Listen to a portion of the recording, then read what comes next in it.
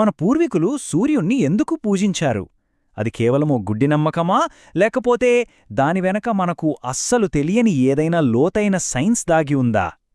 సరే, ఈరోజు మనం సూర్యుని వెనుక ఉన్న ఆ పురాతన రహస్య సంకేతాలను ఛేదించడానికి ప్రయత్నిద్దాం.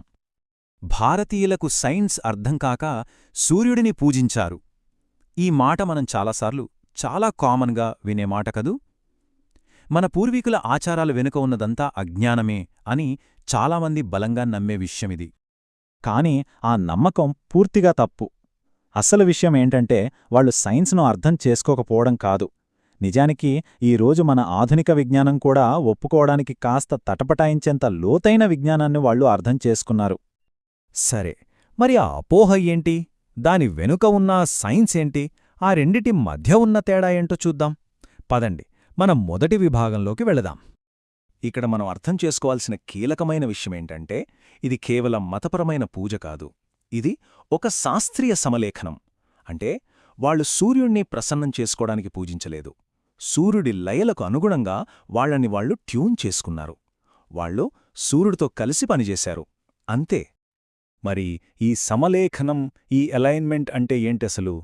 మన రెండవ విభాగంలో ఈ పురాతన జ్ఞానాన్ని ఈరోజు మన మోడర్న్ బయాలజీతో కనెక్ట్ చేసి మన శరీరం మీద సూర్యుడు ఎలాంటి ప్రభావం చూపిస్తాడో చూద్దాం. ఈ మొత్తం జీవ సంబంధానికి ఆధారం సర్కాడియన్ రిథమ్. సింపుల్గా చెప్పాలంటే ఇది మన బాడీలోని ఒక ఇంటర్నల్ క్లాక్. మన నిద్ర, హార్మోన్లు, జీర్ణక్రియ, మన మెదడు చురుకుదనం, వీటన్నింటినీ ఇదే కంట్రోల్ చేస్తుంది. మరి ఈ గడియారాన్ని ఎవరు కంట్రోల్ చేస్తారు? సూర్యుడే. సూర్యరశ్మి లేకపోతే ఈ క్లాక్ మొత్తం డిస్టర్బ్ అవుతుంది. దాని ఫలితంగా మన నిద్ర, ఆరోగ్యం, చివరికి మన మూడ్ కూడా దెబ్బతింటుంది. ప్రతి ఉదయం మనమీద పడే ఆ సూర్యరశ్మి ఉందే, అది మన శరీరానికి ఒక సాఫ్ట్వేర్ అప్డేట్ లాంటిది. అది మన నిద్ర హార్మోన్ అయిన మెలటోనిన్ను రీసెట్ చేస్తుంది, స్ట్రెస్ హార్మోన్ కార్టిసాల్ను సరిచేస్తుంది, మనల్ని ఉత్సాహంగా ఉంచే డోపమైన్ను యాక్టివేట్ చేస్తుంది, మొత్తంగా మన నాడీ వ్యవస్థను అలర్ట్ చేస్తుంది. రోజంతా మనం ఎనర్జెటిక్గా, ఫోకస్డ్గా ఉండటానికి కావలసిన బయోకెమికల్ ప్రాసెస్ను అదే స్టార్ట్ చేస్తుంది. ఈ మొత్తం సోలార్ కనెక్షన్లో 12 అనే సంఖ్యకు చాలా చాలా ప్రాముఖ్యత ఉంది. ఎందుకంటారా? అదే సూర్య నమస్కారం. చూడండి, ఇందులో 12 ఆసనాలుంటాయి. 12 సౌరదశలకు ప్రతీకగా 12 మంత్రాలుంటాయి. ఇది కేవలం వ్యాయామం కాదు. ఇది మన బయాలజీని, మన శరీరాన్ని, విశ్వం యొక్క టైమింగ్తో సింక్ చేసే ఒక పవర్ఫుల్ సిస్టమ్. దీనివల్ల మన ఏకాగ్రత, రోగనిరోధక శక్తి, ఎమోషనల్ బ్యాలెన్స్ అన్నీ పెరుగుతాయి. అంటే మనమిక్కడ ప్రార్థించట్లేదు, సింక్రొనైజ్ చేసుకుంటున్నాం. సరే, ఈ కథ కేవలం మన శరీరానికి మాత్రమే పరిమితం కాదు. ఇది ఇంకా లోతుగా మన స్పృహ, మన కాన్షియస్నెస్, ఇంకా ఇన్ఫర్మేషన్ లెవెల్కి కూడా వెళ్తుంది. సూర్యుడిని చూడటానికి 2 పద్ధతులున్నాయి. ఒకటి, పూజించి ప్రసన్నం చేసుకోవాల్సిన దేవుడుగా చూడటం. రెండోది, వేదాలు చెప్పినట్టు సూర్య సాక్షిగా చూడటం. అంటే భూమి మీద జరిగే ప్రతి జీవచక్రాన్ని నియంత్రించే ఒక కాస్మిక్ విట్నెస్గా చూడటం. ఋతువులు మారాలన్నా, జీవుల ప్రవర్తన మారాలన్నా అన్నింటినీ నిర్ణయించేది, నియంత్రించేది సూర్యుడే. ప్రతి ఎకోసిస్టమ్కి ఆపరేటింగ్ సిస్టమ్ లాంటివాడు. ఇప్పుడు ఇంకో ఆశ్చర్యకరమైన విషయానికి వద్దాం. చాలామంది అనుకుంటున్నట్టుగా గాయత్రి మంత్రం కేవలం ఒక ప్రార్థన కాదు. అదొక కోడ్. అవును, మీరు విన్నది నిజమే. అదొక సంకేతం.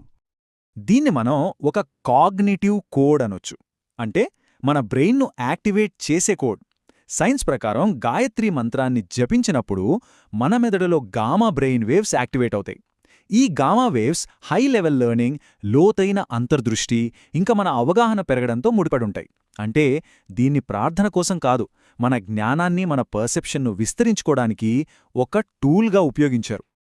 ఇక మన దగ్గర ఉన్న చివరి, అత్యంత బలమైన భౌతిక ఆధారం మన పురాతన దేవాలయాలు.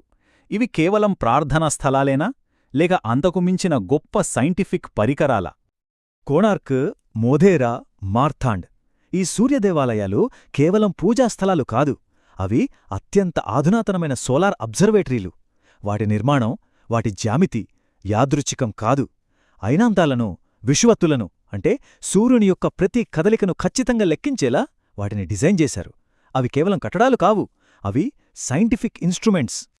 సరే, ఇప్పటిదాకా మనం చూసిన ఈ ఆధారాలన్నింటినీ ఒక్కచోటికి చేరిస్తే సూర్యారాధన అనే పదానికి మనమిచ్చుకోవాల్సిన కొత్త నిర్వచనం ఏంటి? చూడండి, అపోహ ఏంటంటే, ఓ సూర్యదేవా, దయచేసి మమ్మల్ని కాపాడు అని వేడుకోవడం. కాని వాస్తవికతేంటంటే, ఈ సమస్త జీవానికి మూలమైన శక్తితో మమ్మల్ని మేము సమలేఖనం చేసుకుంటున్నాము అని ప్రకటించడం. ఇది వేడుకోలు కాదు, ఇది అనుసంధానం, అలైన్మెంట్. కాబట్టి సూర్యుడు అంటే ఒక దేవుడు కాదు. సూర్యుడు అంటే మన ఈ భౌతిక వాస్తవానికి ఒక సెంట్రల్ కమాండ్. ఈ భూమి మీద ఉన్న జీవాన్ని, లయను, చివరికి స్పృహను కూడా నియంత్రించే ప్రాథమిక శక్తి. మన పూర్వీకులకు ఒక విషయం స్పష్టంగా తెలుసు: ప్రకృతిని మనం శాసించలేం, దాన్ని జయించలేం. దానికనుగుణంగా మనల్ని మనం మల్చుకోవాలి, దానితో ట్యూన్ అవ్వాలి. మరి పురాతన జ్ఞానం ఈరోజు మన ఆధునిక జీవితానికి ఒక సూటి ప్రశ్నను వేస్తోంది. ఎప్పుడూ కృత్రిమ కాంతిలో ప్రకృతి లయకు దూరంగా బ్రతుకుతున్న మనం, మన శరీరంలో ఉన్న ఆ సహజమైన కాస్మిక్ క్లాక్తో సంబంధాన్ని పూర్తిగా కోల్పోయామా? ఒక్కసారి ఆలోచించండి.